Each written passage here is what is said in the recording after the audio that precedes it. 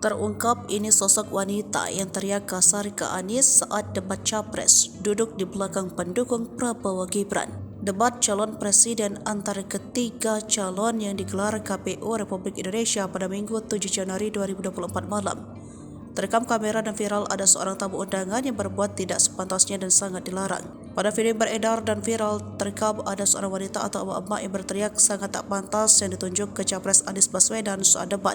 Lebih mirisnya lagi, posisi duduk si emak-emak itu berada persis di belakang pendukung Prabowo Gibran yang duduk dengan tertib. Teriak si emak-emak itu cukup mengejutkan tamu undangan lainnya, dan si emak-emak sontak jadi sorotan. Melihat ada tamu undangan yang dinilai melanggar, tampak ada salah satu panitia mendekat dan sempat menegur si wanita tersebut. Namun, saat ditegur, si emak-emak tersebut bukannya mengaku bersalah.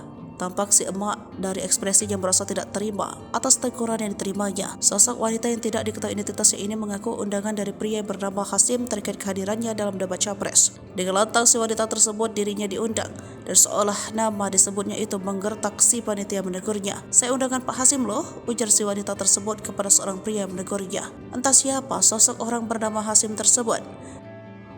Nama Hasim yang disebut si wanita tersebut sebagai orang yang mengundang belum diketahui. Apakah Ketua KPU RI Hasyim Asy'ari yang bernama Hasil atau Hasyim Syuhadikusumo yang merupakan adik dari Prabowo Subianto. Namun pastinya sikap yang dilakukan si wanita tersebut sangat dilarang dan tidak boleh dilakukan karena bisa menimbulkan hal yang tidak diinginkan. Penjelasan Pak Prabowo soal itu semua.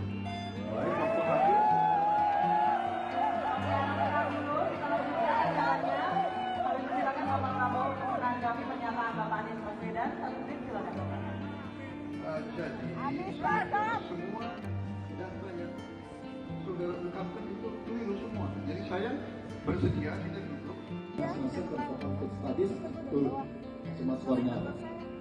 Kapabilitas militer kita ini the Growing Institute Asia Power Index turun.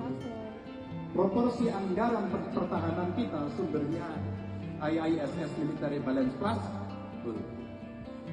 Pak Prabowo, saya mau bertanya kepada Bapak, termasuk kemudian capaian MES kita hanya 65,49% dari target 79%.